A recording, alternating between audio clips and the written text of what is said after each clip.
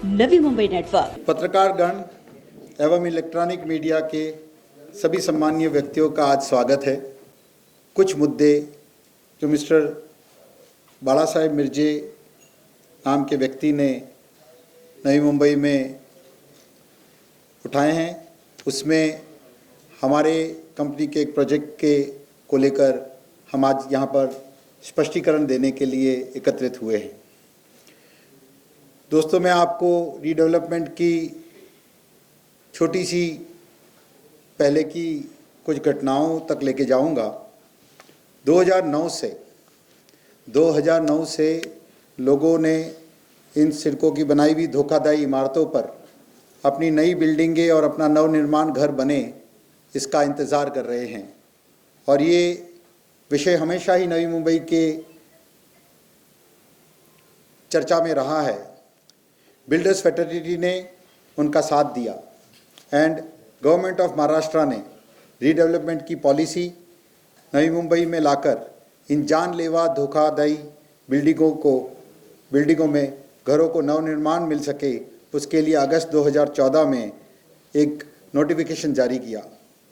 बहुत सालों के इंतज़ार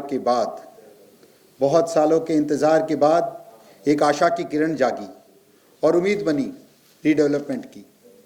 2014 से 2020 तक एनएमएमसी ने, सभी नगर रचना विभाग एवं स्थायी समिति ने बहुत घोर अध्ययन और विचार करके रीडेवलपमेंट की प्रणाली कैसे हो ताकि लोगों पर कोई भी अन्याय न हो और लोगों को उनका घर नया मिल सके, इस पर वो प्रणाली बनाई ताकि गवर्नमेंट के निर्देश अनुसार लोगों को उनका घर मिल सके। इसके उपरांत गवर्नमेंट ने इस साल यूडीसीपीआर को पूरे महाराष्ट्र में एक सम्मान लागू किया, जो टाउन प्लानिंग का जीआर निकला, जिससे और अवैध रूप से किसी प्रकार का निर्माण न हो सके, इसलिए सभी एरिया को एफएसआई में डाला। जो पहले फ्री मिला करती थी, चाहे lift lobby, flower bed, terrace, staircase, society office हुआ करते थे। इससे बिल्डर को थोड़ा सा नुकसान ज़रूर हुआ, लेकिन लोगों को लीगल घर मिल सके, इसके लिए बिल्डर्स एसोसिएशन ने इसका स्वागत किया। 2009 से 2021 और आगे कंस्ट्रक्शन का पीरियड, कितना इंतज़ार कर रहे हैं ये धोखाधड़ी बिल्डिंगों में रहने वाले लोग ये होते हुए जुल्म, जाति और अन्याय कितना सहन करे, ये आज इस नागरिकों को, अपने आप को, पूरे शहर को जवाब देना है। मैं पूछता हूँ कोई मोल है इनके इस इंतज़ार का, कोई कीमत है इनके इस इंतज़ार की।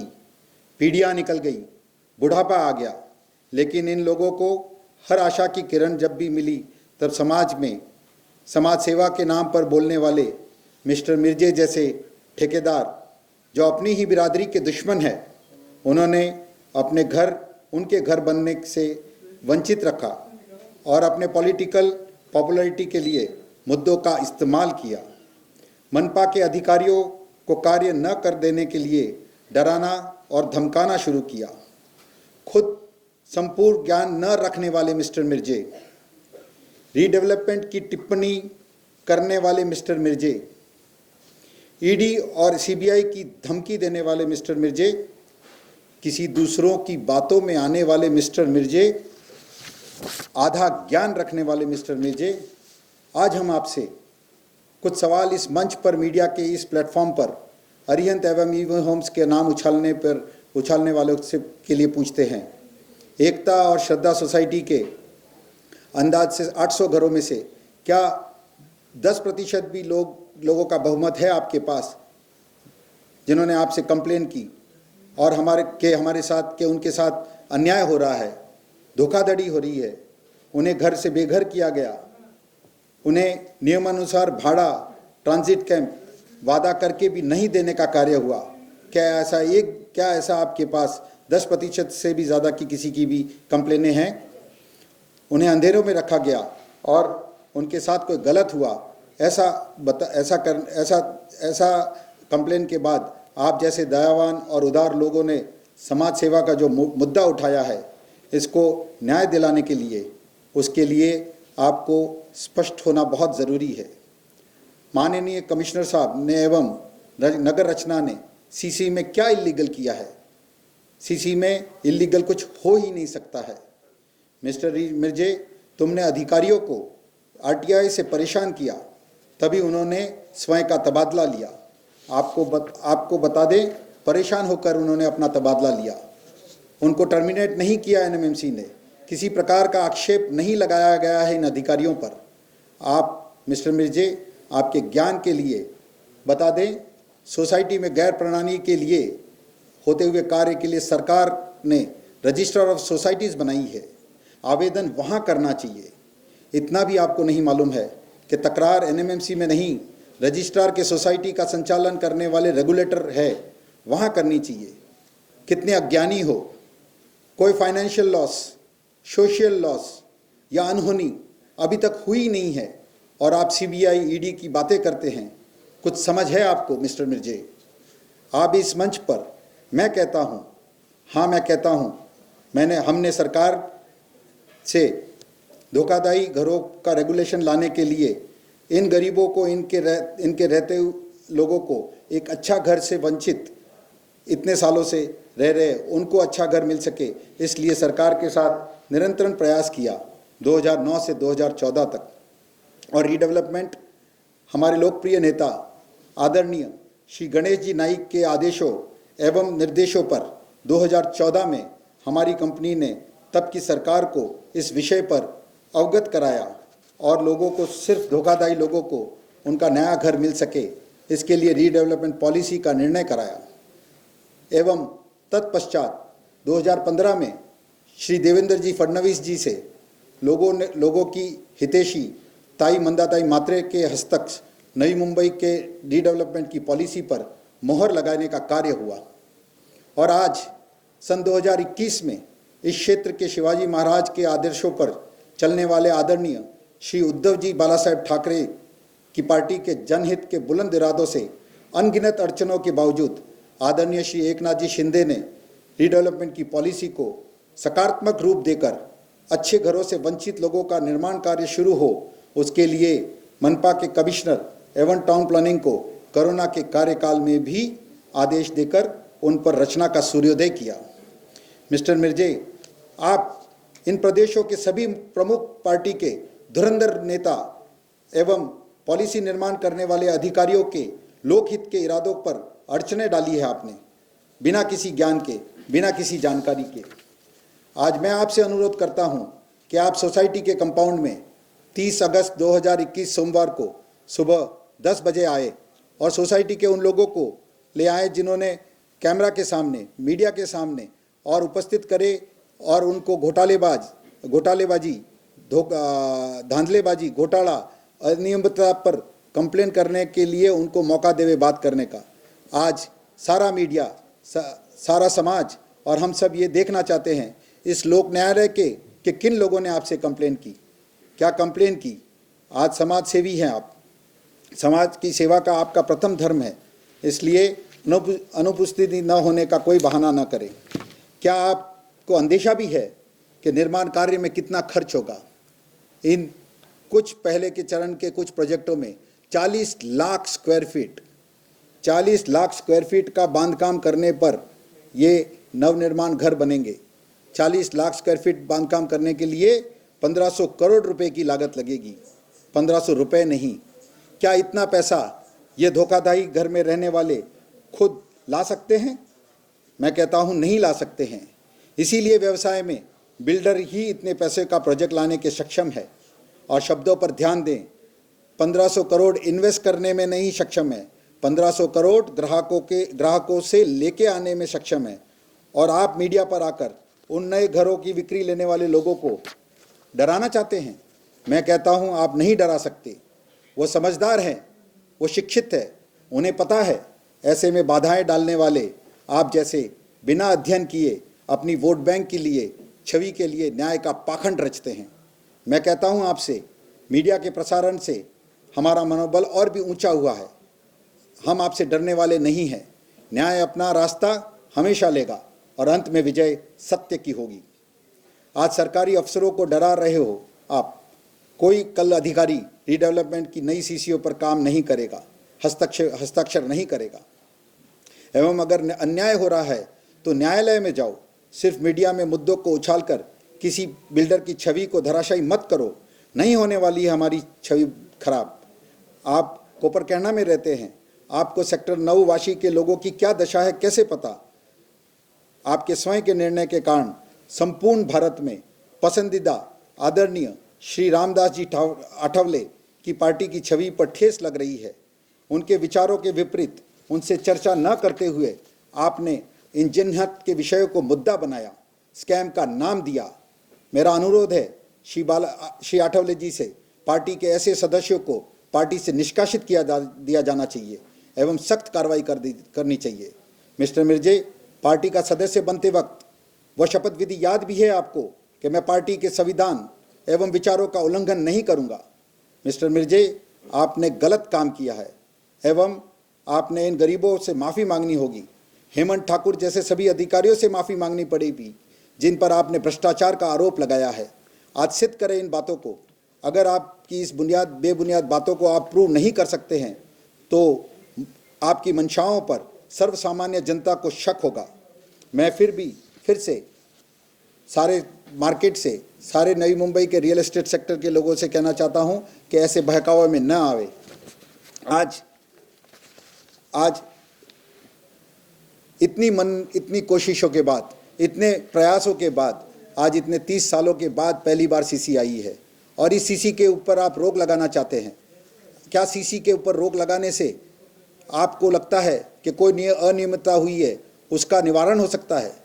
नहीं हो सकता।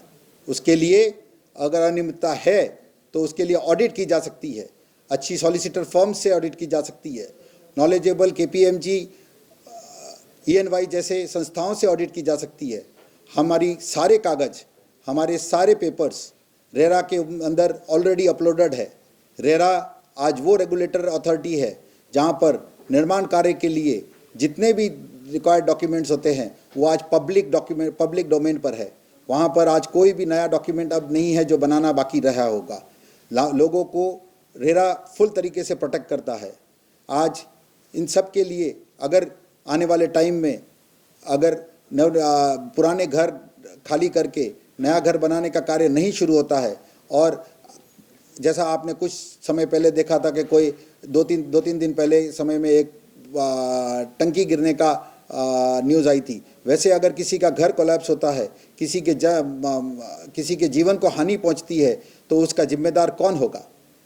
मेरा हम्बल रिक्वेस्ट है CM साहब से, गार्जियन एकनाथ शिंदे साहब से और हमारे गणेश जी नाइक साहब से कि ऐसी CCO को कैंसिल करने के लिए पर रोक लगाएं। ऐसे इसका इर्रेपरेबल बहुत ही बड़ा इसकी कैंसिल करने से बहुत ही लॉस होगा। दहशत और डर में कौन आएगा ऐसे सिचुएशन में काम करने के लिए? आज हम इस दहशत में और इस डर से कोई काम नहीं कर पाएंगे। मैं कहाँ जाऊँ मुझे नहीं पता। मैं परेशान हूँ इस परिस्थिति से जो लास्ट 1.5 महीने से मिस्टर मिर्जे ने सोशल मीडिया पे ऊपर उछाली है। दादा श्री गणेश जी नाइक, आपके शहर में आपके रहते ऐसा हो रहा है, हम काम करें तो कैसे करें? इस डर के बाद नवी मुंबई में और महाराष्ट्र में इन्वेस्ट करने कौन आएगा? मेरा सभी से अनुरोध है कि बिल्डर फैटर्निटी एवं व्यवसाय को आप होने वाले इसमें साथ देवें और इन मनगढ़ंत बेबुनियाद बातों को पर रोक लगाएं। आज मिस्टर मिर्जे, आप कंटिन्यूसली प्रेशराइज कर रहे हैं नवी मुंबई कॉरपोरेशन में जाके कि कार्रवाई क्यों नहीं हो रही है, कार्य क्यों नहीं हो रहा है। तो आप लोगों से मिले और देखें कि भाई जो कार्य आज सीसी होने के बाद 6-6, 7-7 महीने हो गए हैं, अब जाके जब उसका शुरुआत होने का बारिश के बाद में जब समय आ रहा है तो आप उन लोगों के और उनके घर के बीच में एक दीवार बन के खड़े हो। आप ऐसा कार्य न करें, यही आपसे विनती भी है। और मैं आज इस प्रेस कॉन्फ्रेंस को ओपन करता हूं ऑल क्वेश्चन आंसर्स के लिए। आपने मिर्जा के ऊपर आरोप लगाया, मिर्जे के ऊपर, कि उन्होंने उनके प्रेशर की वजह से कई महानगर पालिका के अधिकारी अपना एक बात समझ के परे है कि अगर आप पर आरोप लगाए गए हैं कि आप कुछ गलत कर रहे हो, तो आप अदालत में जाने के बजाय मीडिया में आ गए, मीडिया ट्रायल चालू हो गई। आपको लगता है कि इससे उस पर कोई फर्क पड़ेगा? बिल्कुल, क्योंकि उन्होंने सिर्फ मीडिया में आके सारे शहर के सभी निवासियों तक उन्होंने अपनी बात को पहुंचाई है, और हम भी वही स्पष्टीकरण उन सभी लोगों को वापस करना चाहते हैं कि भाई आप देखिए इस बातों में ना आवे।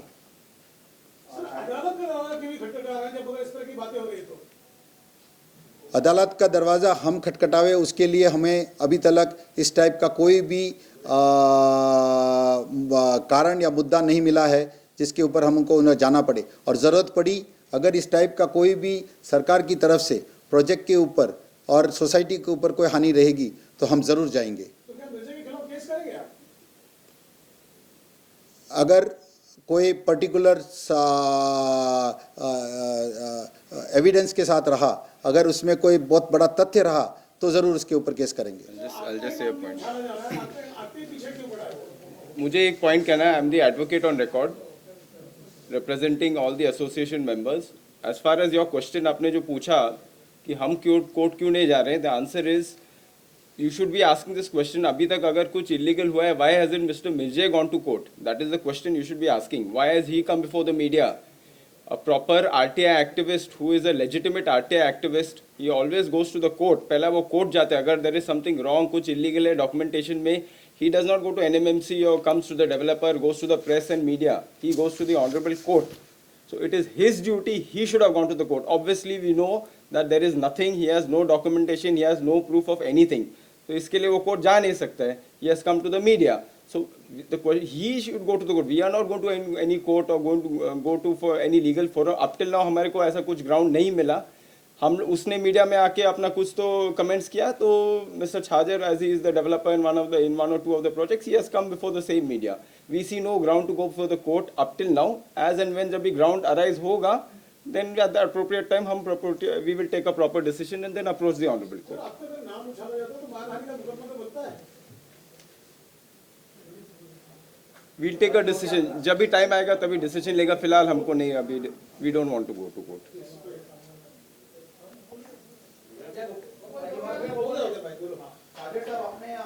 आपने एक चीज कहा कि आपका जो सीसी मिला है आपको और अभी काम शुरू होने वाला है, और इसके पहले ही मिर्जे जो भी है आपने जिनका जिक्र किया वो अचानक से आ गया, उन्होंने ऑब्जेक्शंस लिए हैं।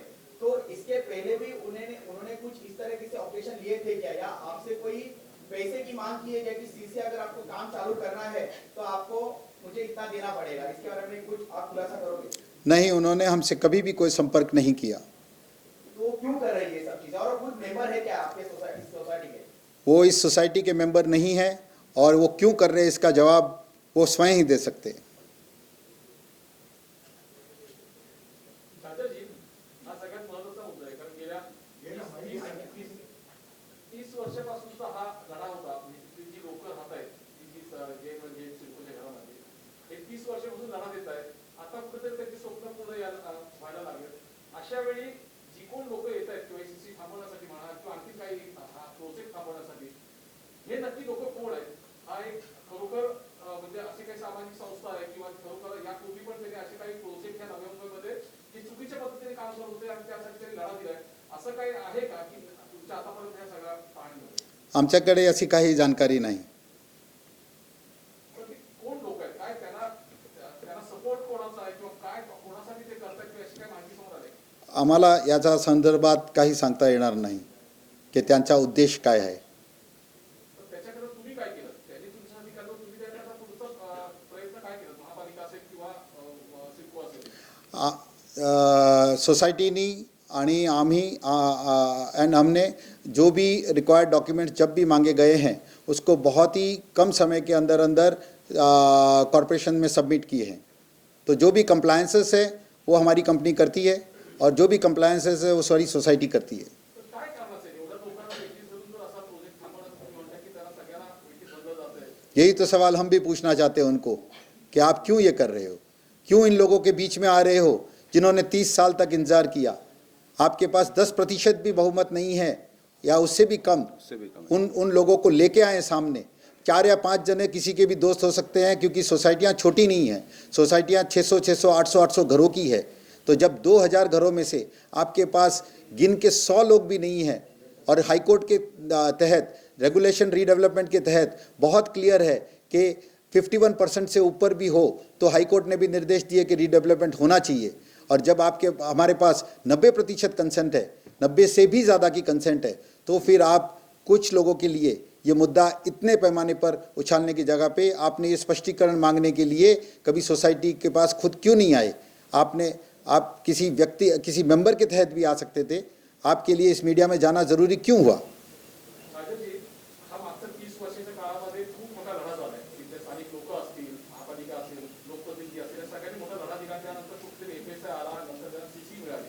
या 30 वर्षाच्या काळामध्ये ही लोक कोणीच कधी म्हणजे त्या नागरिकांच्या बाजूने कधी कोण आले नाहीत. आता हे समोर आले असं आपलं म्हणणं आहे की आता हे समोर आले त्या सीसी मिळाल्यानंतर ते लास्ट मोमेंटला जेव्हा कुठे लोकांची स्वप्न पूर्ण होत आहेत आणि अशा वेळी ही लोक समोर आले, यामागचं कारण काय असू शकतं? कारणचा जबाब तेच देता येणार, त्यांनाच देता येणार कि ते कशासाठी लोगों के लिए कौन सा वो न्याय करना चाहते हैं, कौन सा वो कुछ लोगों के लिए जो वो बोल रहे हैं कि कोई उनके साथ धोखा हुआ है, उनके साथ धांधली हुई है, उनके अधिकारों का कोई गबन हुआ है, वो उनको सिद्ध करना होगा कि किन लोगों के अधिकारों का सिद्ध हुआ है, सोसाइटी में रहने वाले जूने घर के अंदर के किस मेंबरों का और कितने मेंबरों का। सर, काल त्यांनी एक लेटर दिलं होतं. त्या लेटरमध्ये त्यांनी चुकीची आणि बोगस पद्धतीने कामे कोणती झाले ते सांगितलं होतं. तर त्यामध्ये त्यांनी एक मेन्शन केलं होतं की अरिहंत बिल्डर कडून विना परवाना जाहिरात होल्डिंग लागले गेले वाशीमध्ये सेक्टर 9 आणि 10. तर त्याबद्दल तुम्ही काय सांगाल? आज तक हम इस शहर में अनगिनत प्रोजेक्ट करते आए हैं, और जैसे एक साइन बोर्ड होता है, जाहिरात एक अलग सब्जेक्ट है जिसको एडवर्टाइजिंग बोर्ड बोलते हैं, लेकिन अगर आप जहाँ पे रह रहे हैं, क्या उस बिल्डिंग के ऊपर कोई नाम नहीं है? अगर नाम नहीं होगा तो कोई आने वाला आदमी एड्रेस कैसे ढूंढेगा? कोई आने वाले टाइम में काम होने पे ऊपर सामान और ट्रकें आने वाले उस जगह को कैसे ढूंढेगी? लोगों को आने के लिए उस जगह का कोई ना कोई उसका एड्रेस होना ज़रूरी है, और हमने वही एड्रेसेस वगैरह लगाए हैं, और आने वाले टाइम में जो नियमानुसार ज़रूरी है वो सारे कार्य करेंगे, और वो सारी इन्फॉर्मेशन हम उस बोर्ड के ऊपर भी लगाएंगे। जैसा सीसी का नंबर होता है वो सब कुछ लगाना होता है, तो अब वो भी सब चीज़ें लगाई जाएगी। वो उन्होंने हमारे समक्ष रखना पड़ेगा, या फिर उन्होंने अधिकारियों के समक्ष रखना पड़ेगा। जिस प्लेटफॉर्म पे उनको लगता है कि उस चीज़ का सही ऑडिट हो सकती है, वो कोई भी टाइप का डॉक्यूमेंट नहीं रख पा रहे हैं, वो कोई भी टाइप का ठोस सबूत नहीं ले आ पा रहे हैं, वो सिर्फ और सिर्फ अपने व्यक्तित्व रख रहे हैं।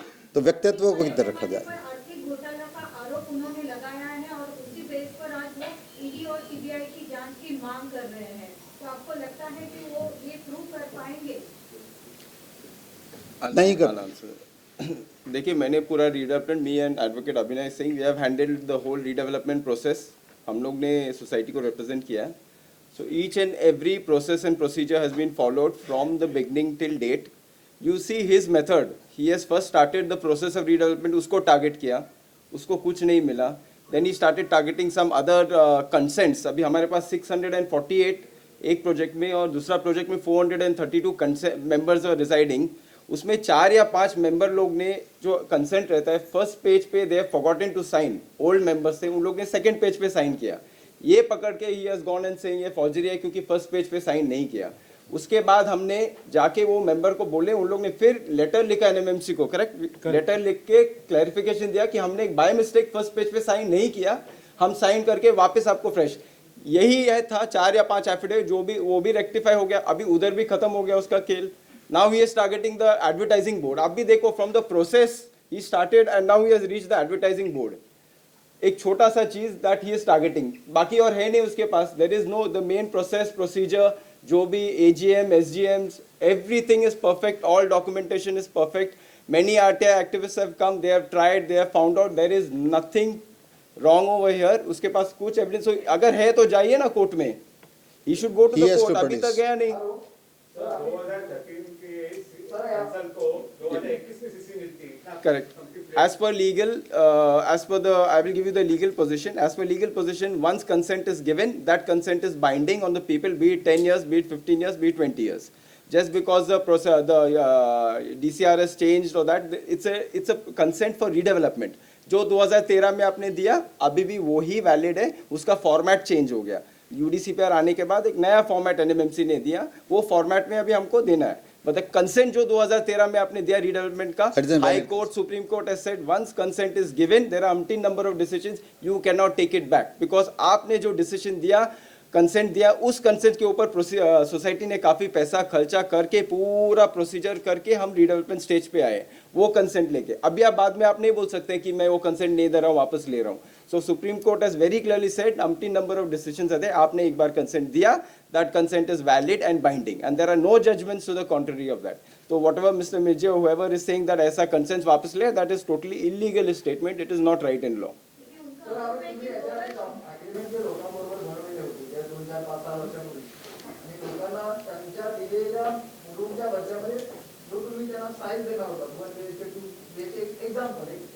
तो उनका ये कहना है कि अभी जिस तरह से कुछ महीने पहले DCR रूल सब चेंज हो गए महाराष्ट्र गवर्नमेंट के, DCR रूल चेंज होने के कारण इसका जो फायदा है वो लोगों को ना मिल रहा है ताकि वो आपको मिल रहा है. तो जब DCR रूल चेंज होते हैं आपको ज़्यादा इस टाइप का कोई भी एप्लीकेशन या ऑब्जेक्शन हमारी सोसाइटी में या हम तक नहीं आया है. उनका एलिगेशन था. इस टाइप का कोई भी ऑब्जेक्शन या एप्लीकेशन हमारी सोसाइटी में नहीं आया है. संजय जी, काफी महीनों से इनका एलिगेशन चल रहा है आपके बारे में, मीडिया में भी आ रहा है, उनकी कंप्लेंट भी दाखिल हो गए और जिस आपके जो ग्रुप है आर्यन हो गया और ईडी हो गया, तो आपकी ब्रांडिंग है मुंबई नवी मुंबई में, इसके बावजूद आप उन पर डिफॉर्मेशन या फिर आपकी तरफ से कुछ एक्शन क्यों लेते हैं? मतलब आप बोल रहे कि वो कोर्ट में जाना चाहिए. ये हमारा पर्सनल निर्णय रहेगा इंटरनली बोर्ड का, और बोर्ड जो डिसाइड करेगा उसके हिसाब से हम उसका आने वाले टाइम में कोई स्टेप्स लेंगे. सर, क्या आपने सैंपल फ्लैट रेडी किया है इस प्रोजेक्ट के लिए? अरिहंत ने नहीं किया है. सर, एक छोटा सा सवाल करना चाहेंगे आपसे. जैसा कि आपने कहा कि पत्र दिलं महापालिका आयुक्तांना तुमच्या या घटनाक्रमाबाबत की याच्यामध्ये घोटाळा झाला किंवा लोकांची फसवणूक झाली आहे, तेव्हा नगररचना विभागाने एक हेअरिंग लावली होती, तसं काही पत्र मिळालं होतं का तुम्हाला? आयुक्तांच्या दालनामध्ये ती हेअरिंग होती? ॲज एन बिल्डर आम्हाला काही मिळालं नाही. ऐसी कोई भी हियरिंग नहीं हुई. ऐसा एक उनकी तरफ से लेटर आया था कि हमारे को फला फला मिस्टर मिर्जे का, ये बाला साहब मिर्जे का एक लेटर है, उन्होंने ये क्वेरीज निकाला है, बट उसके ऊपर कोई हियरिंग नहीं हुई. और सोसाइटी की तरफ से हमने उसका आंसर भी कर दिया, बिकॉज सोसाइटी के हिसाब से हमें NMMC को आंसर देना है, हमारे मेंबर्स को आंसर देना है, और हमने वो सारे आंसर्स दिए. Society has complied with all the compliances and documents to be submitted as and when by any of the authorities related to the redevelopment procedures. Sir, उनका सीधा आरोप है कि पालक मंत्री शिवसेना के एकनाथ शिंदे, उनका दबाव है NMMC पे और इसीलिए किसी भी प्रकार की कार्रवाई नहीं हो रही है, CC रद्द नहीं हो रही है. ये उनका पर्सनल व्यक्तित्व है. सर, एक बात जानना चाहेंगे, जैसा कि आपने कहा कि मिर्जे जो है वो गलत काम कर रहा है, गलत है उसके सारे आरोप. गलत व्यक्ति के आरोप को आप प्रेस कॉन्फ्रेंस लेके बता रहे हैं कि वो अगला व्यक्ति गलत है, तो आप सही कर रहे हैं क्या? सच को जमाने के सामने आप बताने के लिए, गलत आदमी को बताने के लिए आप खड़े हो गए. न्यायालय में जहाँ भी ज़रूरत होगा हम हमारे सारे डॉक्यूमेंट्स प्रोड्यूस करेंगे, और हमें पूरा विश्वास है और हमको पूरा ध्यान है कि हमारे यहाँ पे कोई भी अनियमितता नहीं है.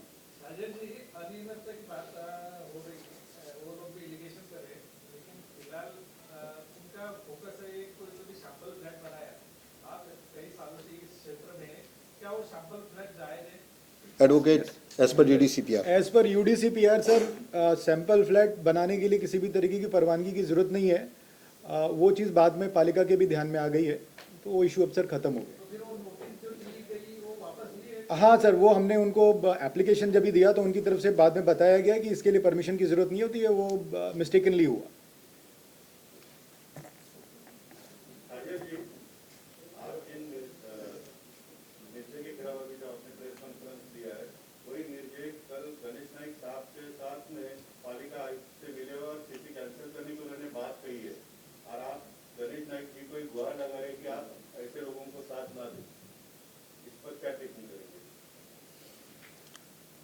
वो अपना प्रयास पूरा कर सकते हैं, और मिस्टर मिर्जे अपना प्रयास पूरा कर सकते हैं, बट उनको ठोस कागज़ों के साथ और नियमों को पालन करते हुए जहाँ पे ज़रूरत है वहाँ पे उनका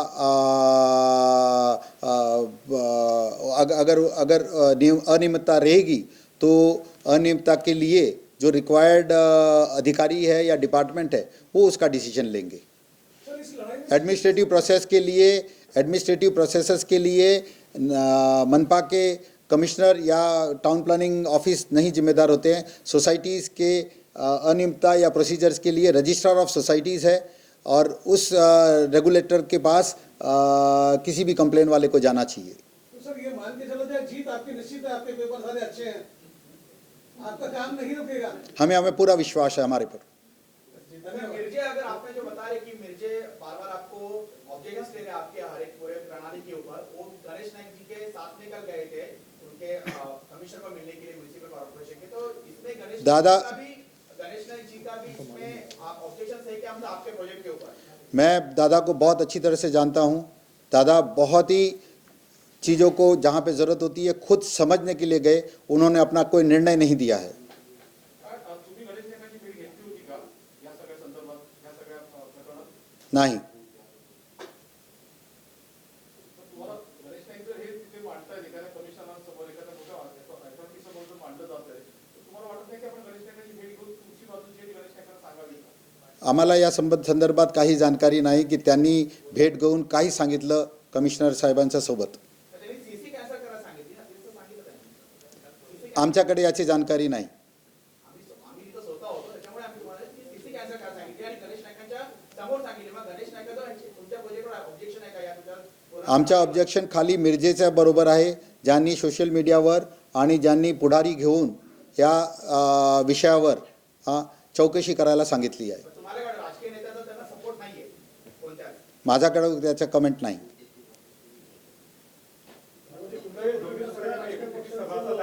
संमती असं म्हणायचं का तुमच्या प्रोजेक्टला सगळ्यात राजकीय पक्षांची संमती आहे का? तुम्ही आम्हाला सोसायटीच्या मेंबरची संमती पाहिजे। एकनाथ शिंदेचं नाव घेतलं, तुम्ही उद्धव ठाकरेंचं नाव घेताय। हमारे पास हमारे लोगों जो सोसाइटी के मेंबर्स हैं उनकी सहमति है और उससे ज़्यादा किसी की सहमति की ज़रूरत नहीं है। राजकीय पक्षाने उभं केलंय का मग तुमच्या विरोधात? कोई भी इंडिविजुअल अपने खुद के बलबूते पे भी बात कर सकता है, कोई ज़रूरी नहीं है कि उसको कोई राजकीय नेता उसको या कोई पार्टी उसको साथ देवे, और हमारे पास ऐसा कोई भी समाचार नहीं है। तो आपने उनके रामदास अठावले से उनका पद हटाने की मांग क्यों की है? आपको लगता है पार्टी के साथ भी वो गलत काम कर रहे हैं पार्टी के नाम पर? वो तो पार्टी के वर्किंग कमेटी को निर्णय लेना है। तो आपने खुद जाके मांग की है क्या इसकी? यहाँ से खाली मांग कर रहे हैं आप रामदास जी अठावले से मिलने वाले आने वाले समय में कि उनको बिल्कुल हम मिलेंगे उनसे भी, इस तरह के समाज कंटक आने वाले समय में मिलेंगे उनसे भी।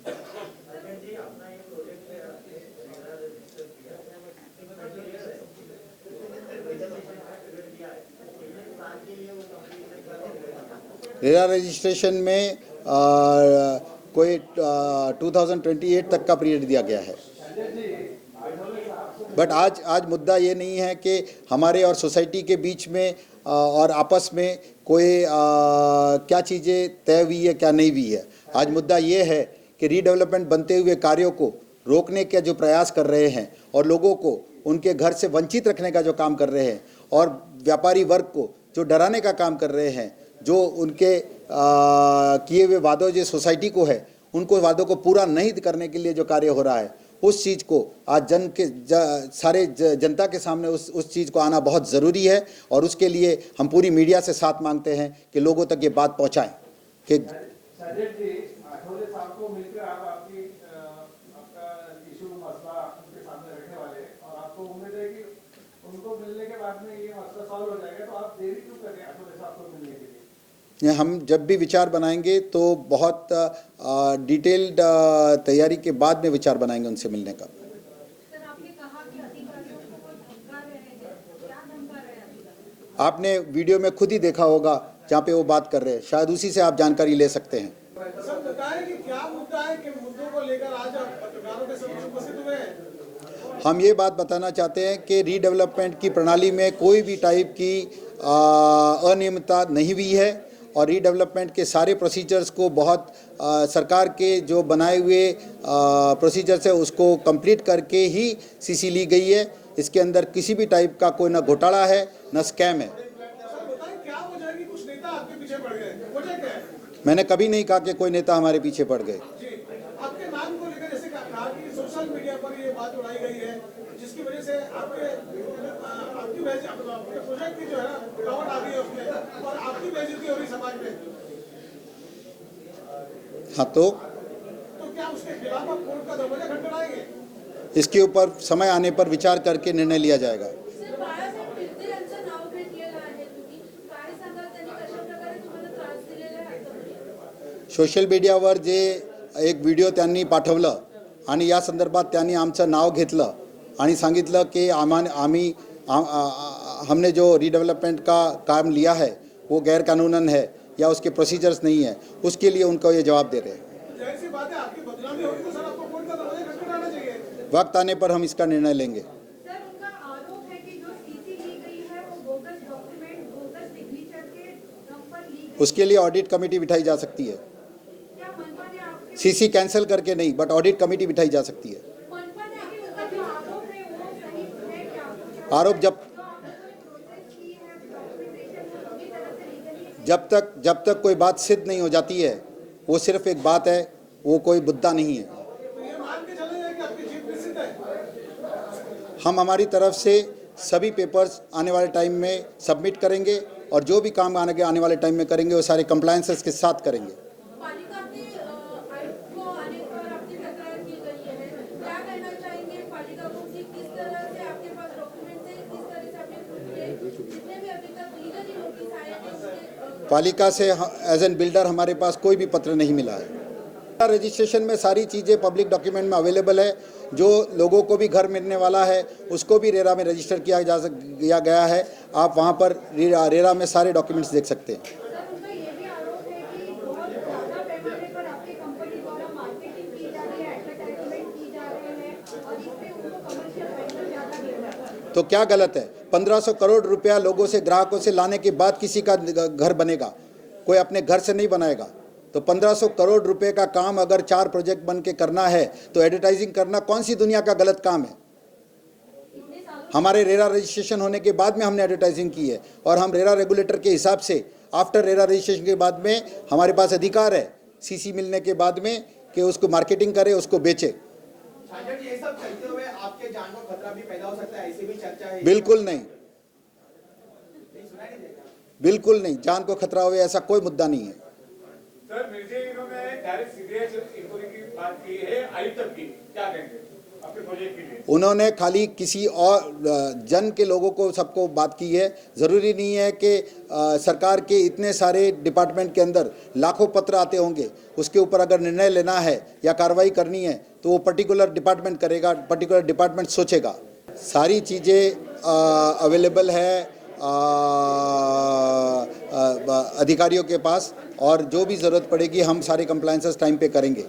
और यही बात जो आपने की कि हाँ वाकई अगर सीसी कैंसिल होती है, अगर रीडेवलपमेंट का प्रोसीजर में विलम्ब होता है तो नुकसान आम जनता का सबसे ज़्यादा है, क्योंकि वो लोग इतने सालों से 30 सालों से इंतज़ार करते रहे हैं और इन्हीं को घर मिले। इसका उन्होंने हमेशा सभी नेताओं को और अपने लोकप्रिय नेताओं को उन्होंने निवेदन किया और और सभी नेताओं ने इस बात को लोगों के हित के लिए इस विचारों को आगे लेके गए और उन्होंने उनके लिए ये प्रणाली सिद्ध की कि उनका नवनिर्माण घर कैसे बन सके। तो जो दायित्व लोक नेता का होता है वो लोक नेताओं ने हमेशा अपना निभाया है।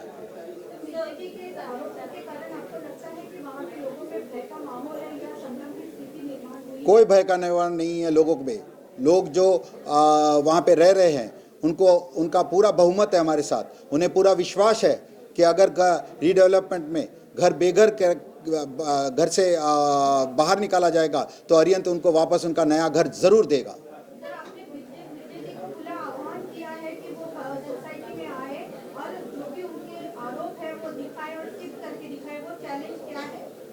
सिंपल सी बात है कि जो लोगों ने उनसे एप्लीकेशन दी होगी या जिनकी बातें उन तक पहुंची होगी, क्योंकि ये कोई बात अदर देन उस कंपाउंड में रहने वाले लोगों के लिए तो है ही नहीं।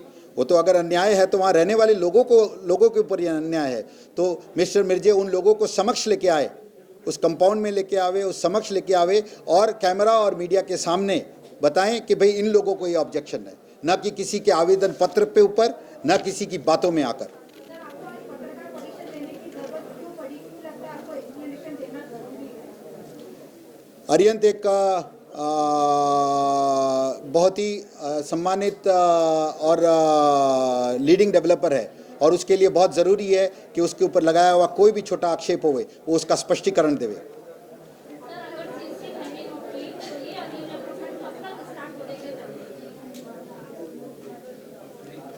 सारे प्रोसीजर्स के बाद बहुत ही जल्द से जल्द शुरू होगा। दादा का आशीर्वाद मेरे साथ हमेशा रहा है, जिंदगी भर रहा है। दादा हमेशा मेरे ऊपर आशीर्वाद रखे हैं और हमेशा रहेगा। ऑडिट कमेटी की जो रिपोर्ट रहेगी वो पत्रकारों को, मीडिया को एज वेल एज सारे जन के लिए अवेलेबल रहेगी।